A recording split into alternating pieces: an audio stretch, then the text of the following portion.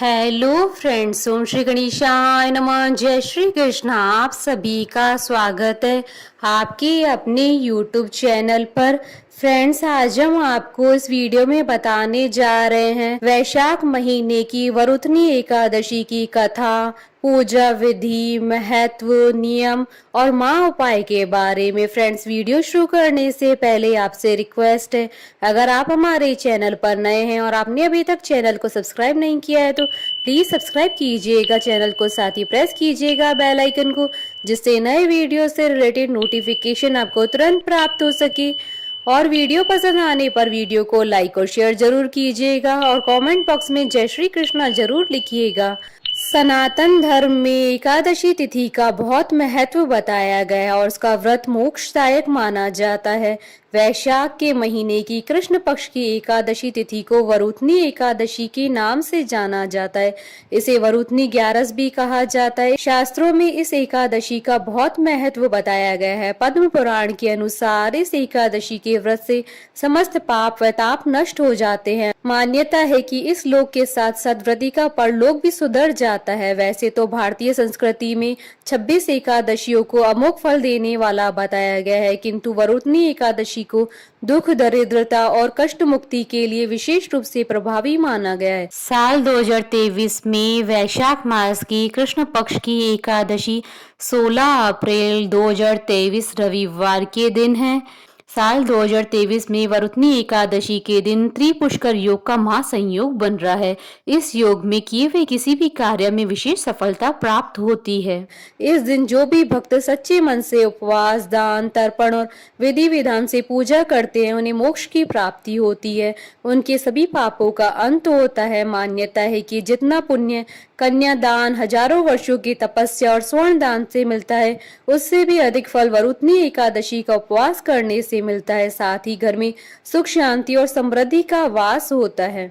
Friends, अब आइए जानते हैं वरुथनी एकादशी के शुभ मुहूर्त के बारे में।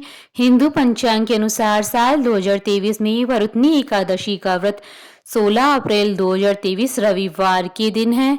वैशाख कृष्ण एकादशी तिथि प्रारंभ होगी 15 अप्रैल 2023 को रात्रि 8:45 पर और वैशाख कृष्ण एकादशी तिथि का समापन होगा 16 अप्रैल 2023 को शाम 6:10 पर।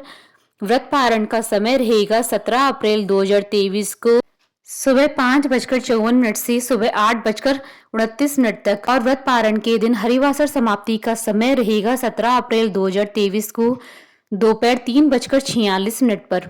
फ्रेंड्स, अब आइए जानते हैं वरुथनी एकादशी की पूजन विधि के बारे में। वरुथनी एकादशी के दिन भगवान विष्णु के वराह रूप की पूजा का विशेष महत्व है। एकादशी का व्रत रखने के लिए दशमी के दिन ही रात्रि में भोजन न करें। दशमी के दिन उड़द, मसूर, चना, शाक, शहद, किसी दूसरे का दिया हुआ अन्न या भोजन ग्रहण नहीं करना चाहिए। इस दिन खरबूजे का फलहार करने का महत्व है। एकादशी के दिन प्रातःकाल स्नान आदि के पश्चात सूर्य देव को अर्घ्य दें और व्रत का संकल्प लेकर भगवान विष्णु के वराह अवतार की पूजा करें। साफ चौकी लेकर उस पर पीला कपड़ा बिछाकर उस पर सप्त धान्य 7 प्रकार के अनाज रखकर मिट्टी का कलश स्थापित करें और भगवान नारायण की मूर्ति या तस्वीर को गंगाजल से स्नान कराकर गंध, सफेद पुष्प, धूप वगैरह समर्पित करें। उनकी आरती करें। भगवान नारायण को तुलसी बहुत प्रिय है, इसलिए उन्हें तुलसी दल भी समर्पित करना चाहिए और वरुथनी एकादशी की व्रत कथा सुने। इस दिन विष्णु सहस्त्र नाम का पाठ करना चाहिए और दान देना चाहिए। इस दिन दान का विशेष महत्व होता है। द्वादशी के दिन किसी योग्य ब्राह्मण को भोजन करवाकर दान दक्षिणा देकर व्रत का पारण करें। फ्रेंड्स, अब आइए आरंभ करें वरुथनी एकादशी की व्रत कथा। अर्जुन ने कहा, हे प्रभु, वैशाख माह के कृष्ण पक्ष की एकादशी का क्या नाम है, उसका क्या विधान है और उससे किस फल की प्राप्ति होती है, सो कृपा पूर्वक विस्तार से बताइए। अर्जुन की बात सुन श्री कृष्ण ने कहा, हे अर्जुन, वैशाख माह के कृष्ण पक्ष की एकादशी का नाम वरुथनी एकादशी है।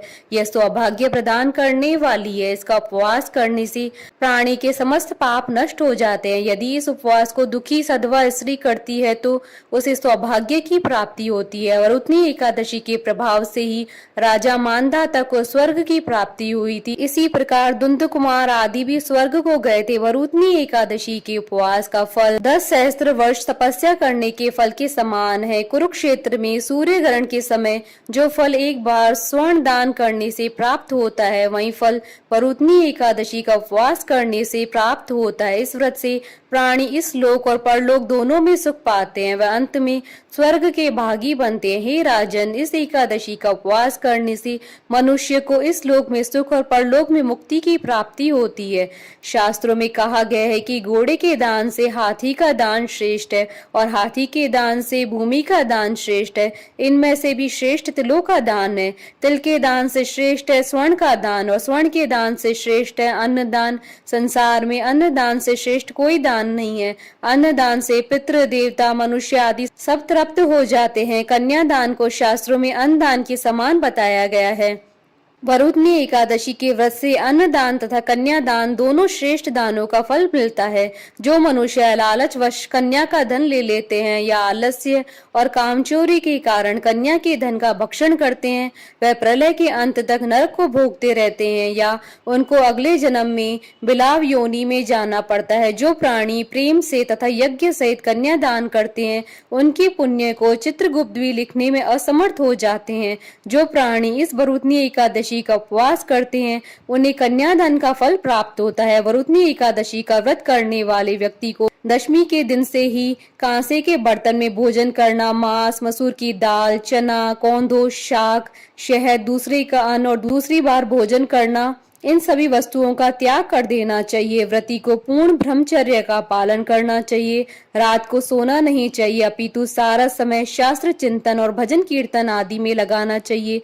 दूसरों की निंदा तथा नीच पापी लोगों की संगत नहीं करनी चाहिए। क्रोध करना, झूठ बोलना भी वर्जित है। तेल या अन्न भक्षण की भी मनाही है। हे राजन, जो मनुष्य इस एकादशी का व्रत विधि पूर्वक करते हैं, उन्हें स्वर्ग लोक की प्राप्ति होती है। अतः मनुष्य को निष्कृष्ट कर्मों से डरना चाहिए। इस व्रत के महात्म्य को पढ़ने से 1 सहस्त्र गोदान का पुण्य प्राप्त होता है। इसका फल गंगा स्नान करने के भी फल से अधिक है। इसकी महात्म्य की कथा मैं आपसे कहता हूँ। प्राचीन काल में नर्मदा नदी के तट पर मानधाता नामक राजा राज्य करते थे। वह अत्यंत दानशील तथा तपस्वी थे। एक दिन वह जंगल में तपस्या कर रहे थे, तभी न जाने कहां से एक जंगली भालू आया और राजा के पैर चबाने लगा। राजा पूर्ववत अपनी तपस्या में लीन रहे। कुछ देर बाद पैर चबाते चबाते भालू राजा को घसीटकर पास के जंगल में ले गया। राजा बहुत घबराया, मगर तापस धर्म अनुकूल उसने क्रोध और हिंसा न करके भगवान विष्णु से प्रार्थना की। करुण भाव से भगवान विष्णु को पुकारा। उसकी पुकार सुनकर भगवान श्री हरि विष्णु प्रकट हुए। उन्होंने चक्र से भालू को मार डाला। राजा का पैर भालू पहले ही खा चुका था। इससे राजा बहुत ही शोकाकुल हो गए। उसे दुखी देखकर भगवान विष्णु बोले, हे वत्स, शोक मत करो, तुम मथुरा जाओ और वरुथनी एकादशी का व्रत रखकर मेरे वराह अवतार मूर्ति की पूजा करो। उसके प्रभाव से पुनः सुदृढ़ अंगों वाले हो जाओगी। इस भालू ने तुम्हें जो काटा है, यह तुम्हारे पूर्व जन्म का अपराध था। भगवान की आज्ञा मानकर राजा मानधाता ने मथुरा जाकर श्रद्धा पूर्वक वरुथनी एकादशी का व्रत किया। इसके प्रभाव से राजा शीघ्र ही पुनः सुंदर और संपूर्ण अंगों वाला हो गया। इसी एकादशी के प्रभाव से राजा मानधाता स्वर्ग गए। जो भी व्यक्ति भय से पीड़ित है, उसे वरुथनी एकादशी का व्रत रखकर भगवान विष्णु का स्मरण करना चाहिए। इस व्रत को करने से समस्त पापों का नाश होकर मोक्ष मिलता है। कथा सार, सौभाग्य का आधार संयम है। हर प्रकार संयम रखने से मनुष्य के सुख और सौभाग्य में वृद्धि होती है। यदि प्राणी में संयम नहीं है तो उसके द्वारा किए गए तप और त्याग व भक्ति पूजा आदि सब व्यर्थ हो जाते हैं। फ्रेंड्स, अब आइए जानते हैं एकादशी के दिन किए जाने वाले महा उपाय के बारे में। एकादशी के दिन माता तुलसी जी के आगे देसी घी का दीपक जलाकर तुलसी नामाष्टक का 108 बार पाठ करने से व्यक्ति की सभी मनोकामनाएं पूरी हो जाती है। बोलिए भगवान विष्णु की जय, सनातन धर्म की जय। हमारे साथ इस वीडियो में अंत तक बने रहने के लिए आपका धन्यवाद। ओम श्री गणेशाय नमः। जय श्री कृष्णा।